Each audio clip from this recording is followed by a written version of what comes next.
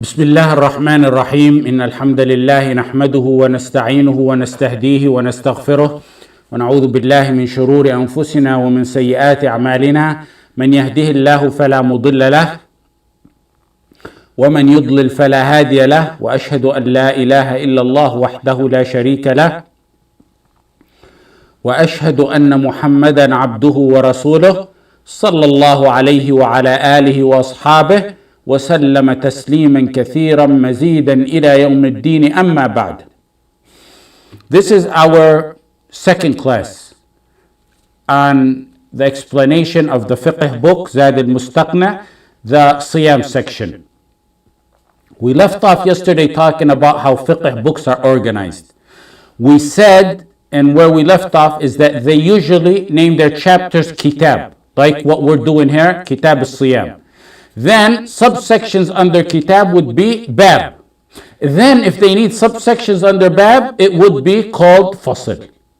That's where we left off. The next point you need to know is usually fiqh books go in the order of the well-known hadith of Jibril alayhi salam, that's in Bukhari and other books of hadith. And they also go by the narrations of the hadith of Ibn Umar on the pillars of Islam. What do I mean? I mean that they start the fiqh books with, of course, for example, salah, and the prerequisites of salah before that, like purification. Then they'll move on to zakah. Then they'll move on to siyam. Then they'll move on to hajj, or hajj, then siyam. And a unique thing is that Ibn Umar, like I said, he has one of these hadith, radiallahu anhuma, he narrated some of these hadith. And he narrated from the Messenger sallallahu alaihi wasallam where he mentioned the pillars and he mentioned Hajj and then Siyam. And in another narration he mentioned Siyam and then Hajj. One time Ibn Umar radiallahu anhuma was teaching the hadith and he said the pillars of Islam and he stated fasting then Hajj in that order. So a man stood up and corrected him. He said, Ibn Umar, no, it's Hajj and then fasting. Ibn Umar radiallahu anhuma said, no, it's fasting then Hajj. That's how I heard it from the Messenger sallallahu alaihi wasallam. How did Ibn Umar radiallahu anhuma correct this man in that way when he himself, Ibn Umar, has another authentic narration stating the opposite order, like what the man said? Now here's where Nawawi Sharh Muslim said, it appears to me that Ibn Umar radiallahu anhu heard it from the Messenger sallallahu alaihi wasallam twice with different orders. One with Hajj and then fasting, one with fasting then Hajj. So what Ibn Umar was telling that man is that what I mentioned, the order I mentioned is correct. Siyam and then Hajj is correct. It's not that Ibn Umar radiallahu anhu was telling the man that your version is wrong. He's just saying what I said is correct and that's how I heard it from the Messenger sallallahu alaihi wasallam. I said it like I heard it from the Messenger sallallahu alaihi wasallam, just to show the man that there is another narration. And that happens a lot. It happened actually in our Tawheed class. You give a lecture, you mention a hadith, and it has more than one narration. In a talib ilm, he may not be familiar with the many narrations. So someone, the Shaykh, may mention a hadith in a different narration.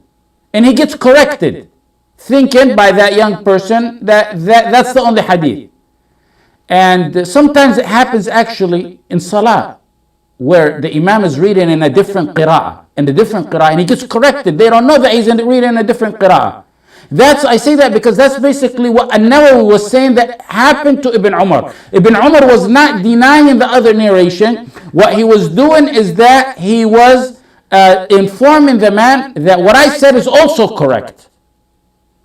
And a second scenario that An-Nawawi said is that Ibn Umar radiallahu anhuma possibly heard both narrations from the Messenger sallallahu alaihi wasallam, taught them, but when he was talking to this man, he must have forgotten about the other narration. Now Bukhari in his book, Sahih Bukhari, he mentions Hajj and then fasting. And that's for one of two reasons and possibly both reasons together. Why did he mention Hajj then fasting? He possibly used one of Ibn Umar's narrations of Hajj and then fasting. That's one reason. Another reason is that because Hajj has more of a severe warning for those who abandon and leave in it, more than fasting.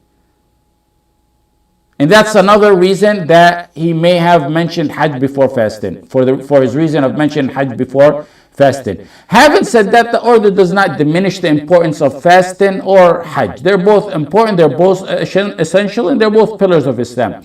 Next, the author starts off with Kitab as-Siyam. The definition of fasting is the first thing we'll start off with. In Lisan al-Arab, linguistically, figuratively speaking, it's to abstain. Like Maryam alayhi salam said, Inni nadartu lirrahmani sawma. It's to abstain from anything. And Maryam, she said, I'm going to vow to abstain. What is she going to abstain from? She said, I'm going to abstain. She meant from talking. How do we know she meant from talking when she mentioned in her first sentence, I'm going to abstain. I vow to abstain. Because the following sentence says, فَلَنْ أُكَلِّمَ الْيَوْمَ إِنْسِيًّا. I vow not to speak to anyone. That explains what she abstained from. And the Arabs used to say, Sam al-Faras, meaning the camel or the horse would abstain from eating or drinking or moving. They would say, Sam al-Faras, meaning he's abstaining from either moving or eating or drinking. Ibn Qutayba said everyone who abstains from eating, talking, or walking is considered fasting in the linguistic sense. Now that is the linguistic, but what's more important, what's essential to us is the Shari'i meaning, the Shari'i definition of what fasting is. And there, if you open the books of fiqh, they have numerous versions of what the definition of fasting is. And among the two popular ones that I've chosen is to worship Allah by abstaining from eating, drinking, and other matters that void your fast from pre-dawn to sunset. Or in another definition, which is in the reference book, the fiqh reference book, Muntaha al-Iradat ibn Najjar, he said fasting is to abstain with the intention from specified matters for a specified time by a specified person. إمساك بنية عن أشياء مخصوصة في زمن معين من شخص مخصوص. Let's take it sentence by sentence. It's to abstain with the proper intention. It's to abstain with the proper intention. You must have the intention. That's the first thing. Why must you have the intention? For two reasons. Number one reason you need the intention is to distinguish between worships and traditions. Abstaining from food and water for the sake of Allah subhanahu wa ta'ala is different than abstaining from food because one has a fever or he's too sick to eat, or someone who's trying to go on a diet and lose weight. One who takes a shower in the summer to cool off is different from one who has the intention to take a shower for the sake of Allah to purify himself from the major impurity, whether it may be from intercourse or if a woman has finished her menstrual cycle. The intention differentiates between what a worship is and a tradition is. It's your intention to gain nearness to Allah by doing the act that He taught you.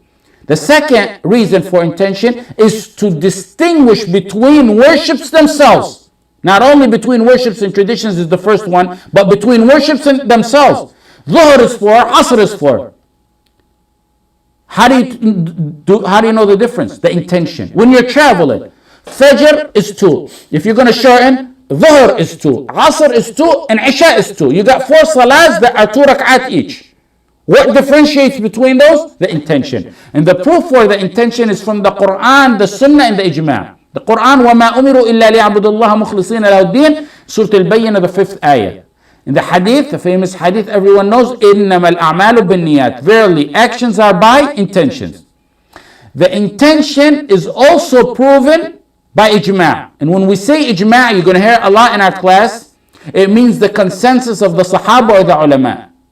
The ijma' is a source of proof for us Ahl Sunnah wal Jama'ah. According to the definition that we mentioned, intention is only part of fasting. Then you got to follow it by something else, which is his second statement. From specified matter. Intention, then you got to refrain, abstain from specified matters. Those matters are eating, drinking, relationship, sexual relationship, and other matters that void the fast, which we will study in this book. Then the definition goes on to say, for a specified time. The Sharia specifies the time. I mean, you can't just sit and make up when we're going to fast. From when? It's from pre-dawn, also known as the second Fajr, the Fajr Thani, until sunset, by a specified person. Meaning an adult over the age of puberty who's sane, who's able, who's resident. If it's a woman that's not on her menstrual cycle or on her postnatal bleeding, and we'll study all that inshallah. Keep in mind that the wajib aspect of fasting Ramadan may be a wajib in Ramadan, and it may be a wajib outside of Ramadan. What do I mean by that? It's a wajib on Muslims in Ramadan. That's the majority of the situation. But if someone's traveling, or someone was ill, or a woman on her menstrual cycle, the Ramadan days of fasting become a wajib outside of the month of Ramadan. That's the definition of fasting. Now let's take the ruling on fasting. Ramadan. Ramadan is a fard or a wajib, and it's a pillar of Islam. And I took in the Tawheed classes the difference between wajib and fard. Ramadan is also an action that is known from Islam by necessity. The fact that the obligatory fasting of Ramadan is a matter that is known from Islam by necessity makes one who fully denies the obligation of fasting Ramadan a murtad if he denies it.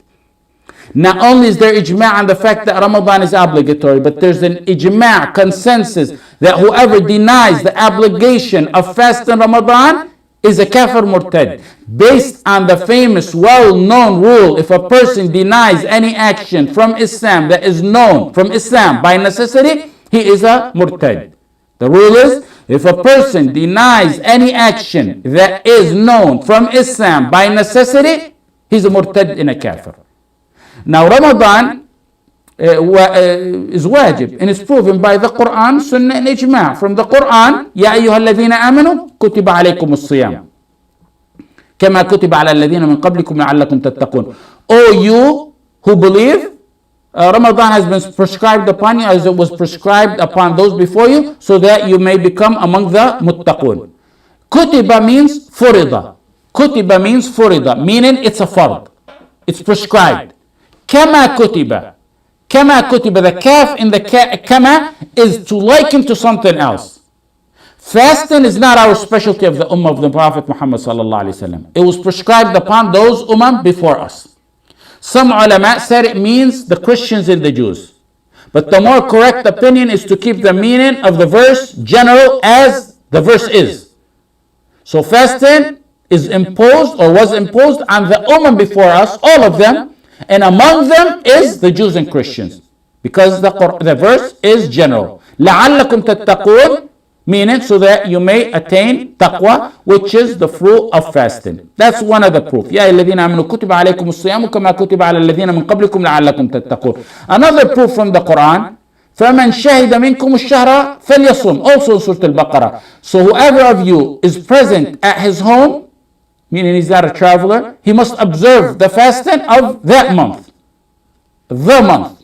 He must observe the fasting of that month, which in Arabic is فَمَنْ شَهِدَ مِنْكُمْ الشَّهْرَ. لِلْعَهْدِ الذِّهْنِ. The month, in the verse, means the month that you know. The month that you know we're talking about. The month of Ramadan. You know what month it is. That's what it means. And in Arabic grammar, that the is called للعهد الذكري. فمن شهد منكم الشهر فليصم.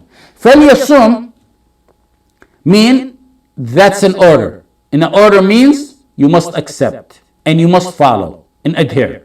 From the Sunnah, the proof is, for example, the many hadith on the pillars of Islam. That proves it's wajib. Or the Bedouin who came to the Messenger sallallahu alaihi wasallam and asked him about the obligations of Islam, and the Messenger sallallahu alaihi wasallam told him fasting Ramadan is one of them. There's, in addition to that, there's a hadith that showed the great reward for fasting. كل عمل ابن آدم له إلا الصوم فإنه لي وأنا أجزي به. We spoke about that last year in the series of last year, so there's no need to go over it. Or there's another hadith, وَالصَّوْمُ جُنَّةٌ, fasting is a shield, and I remember that I spoke on that. These are a hadith also, in addition to a hadith that show it's wajib, these are a hadith that show the great reward for fasting. One can restrain and narrow down Somu Jinnah, one can restrain and narrow down the passages of the shaitan by controlling his food. And when one doesn't restrain his eating and drinking, the body reclines to the desires. That's why the scholar said, whoever eats excessively, drinks excessively, sleeps excessively, and will lose plenty. So that is how Ramadan is a wajib in the Quran, Sunnah, and Ijma'. When did Ramadan become obligatory? What year? Ibn Hajar al-Haytami said it became wajib in the month of Sha'ban in the second year after the Hijrah. In the month of Sha'ban in the second year after the Hijrah. That means the Messenger sallallahu alaihi wasallam fasted by ijma' of the Islamic historians. He fasted 9 Ramadans. And it happened to be that most of the Ramadans he fasted were 29-day Ramadans. The next point. What were the stages of fasting? The first stage of fasting is the obligatory fasting, is fasting Ashura. The second stage is, some said that it was obligatory to fast 3 days every single month. But that's a weak opinion. The second stage in reality was when Ramadan became obligatory by choice. Meaning you either fast or you feed a poor person. It's your choice. You can choose either way. The wisdom behind giving the choice like that in that early stage was to make it easier for people to accept the obligation of fasting Ramadan. And the third stage or level was when Ramadan became obligatory to fast on every single person with no choice. There's no choice in it. Except those who are exempted, and we'll study those who are exempted. Now there's an issue in Usul al-Fiqh that I want to go over that pertains to this. Here we mentioned 3 stages of fasting. Ashura, then the Ramadan by choice, and Ramadan without a choice. You have to fast it. So the fard of fast in Ramadan abrogated Ashura. When Ashura was abrogated by the fasting of Ramadan, that type of abrogation in Usul al-Fiqh is considered abrogation from something that's easy to something more difficult. Why I mentioned this, some ulama denied this type of abrogation. They said this doesn't even exist. But this is a prime example that it does exist. Allah subhanahu wa ta'ala abrogated Ashura and replaced it with fast in Ramadan. Which one is more difficult? Fast in Ramadan. Ashura was once a year. 1 day a year. And of course, if you want to tag on a day before or after it. That is Ashura. Now it's been abrogated by fasting not 1 day a year, but 29 or 30 days a year. The month, the entire month. It went from something easy to something difficult. That's the first type of abrogation. The second type of abrogation in matters like this is something similar matters. It's not more difficult, nor is it something easier. And I believe the best example would be changing the Qibla, changing the direction of the Qibla from Bayt al-Maqdis to Mecca. The effort in me facing Bayt al-Maqdis or me facing Mecca is the same. So that's an example where a matter was abrogated by something equivalent or similar to it. The third form of abrogation is the opposite of the first one. Abrogation from a difficult matter to something much more easier or something easier. And a good example of that is standing firm in the face of the enemy in the battlefield. Allah subhanahu wa ta'ala abrogated it to something easier. You had to stand in front of 10 people. Allah said, الآن خفف الله عنكم وعلم أن فيكم ضعفا. It was reduced down to standing firm in front of only 2 people. Okay, now let's go to the first sentence. The author said, rahimahullah, يجب صوم رمضان برؤية هلاله. يجب صوم رمضان برؤية هلاله. Ramadan becomes obligatory when its moon is witnessed. That's the statement. The author wanted to point out to 2 things here. The first thing the author wanted to point out here is that Ramadan is wajib or obligatory. And the second thing, that it starts or it's triggered by the sighting of the moon. That's how it starts. So let's take the first point that he wanted to teach us. That Ramadan is wajib or obligatory or a must. It's a wajib. Even though all wajibs are obligatory, you have to do them. Some of them are at different levels. Some wajibs are at the level of rukun, like a pillar, a wajib that's a pillar. Some wajibs are at a slightly lesser level. Those are usually wajibs the ulama may have disputed or may not be considered a rukun, which is a pillar, even though they're still a wajib. So in salah matters that are rukun, they're wajib. And then there's other matters that are regular wajib. Both are wajib. But one what's a rukun wajib has a higher status than a regular wajib. If you miss a rukun, a pillar, that's considered a wajib, it's more severe than missing a regular wajib, even though both are wajibs. So if the ulama say it's a rukun of the deen, it's a pillar of the deen, no, rukun of the deen, it's very difficult to find that the ulama disputed that. If it's a rukun of ibadah, a pillar of ibadah, it's wajib. Like if it's a rukun of salah, it may be disputed. Like for example, Surah Al-Fatiha in the salah. It may be disputed. Some of them are disputed, some of them are not. Like ruku' and sujood is not disputed. The Fatiha is disputed. The point is there are many wajibs and they're all wajibs. You must do them. However, the status of them is slightly different at times. So now we know that fasting is a wajib. Is all fasting a wajib? No. Some of it is wajib, some of it is sunnah. Monday and Thursday is not, it's a sunnah. Wajib is like Ramadan. The author here means the fasting that's wajib, meaning overall it's considered the ibadah that's a wajib. In Arabic we call it jins al-ibadah. But there's some sunnah fasting, and the intention is what distinguishes between the two. But here, overall, the ibadah itself is referred to as a wajib ibadah.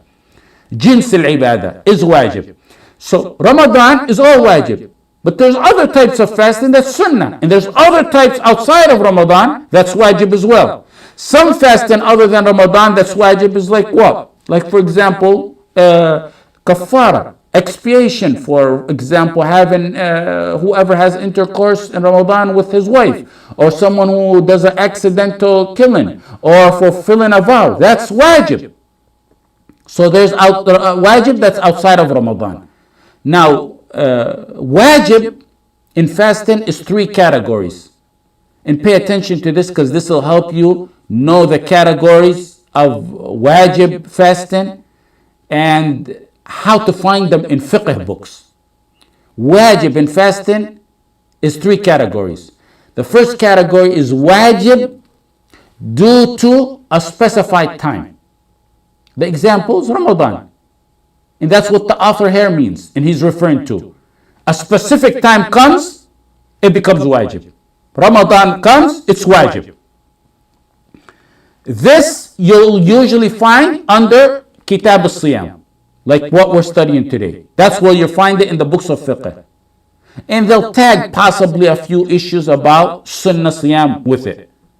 That's the first category. The second wajib category is the category for a reason, like for kafara, expiation. Not everyone fasts 2 months for accidental killing. It depends on the reason for it to become wajib.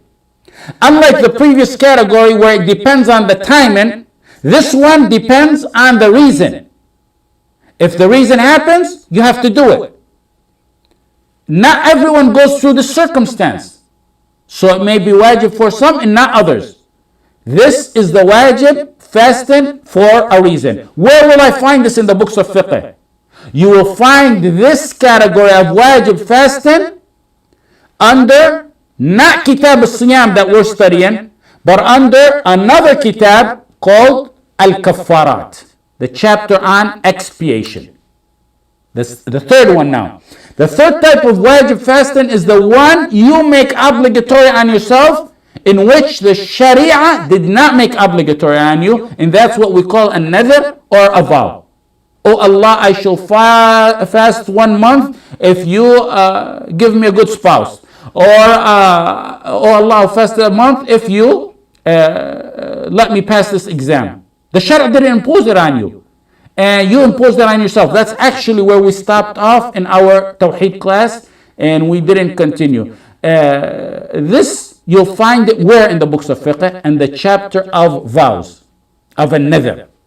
This is something you should take good notes on, because it shows you not only the categories of fasting, but where to refer to them in the big books of fiqh. Okay, the time is up. I went way beyond the time, and that's what happened last year. If you remember, I was always going beyond the time. But jazakum Allah khair for paying attention. Barakallahu feekum.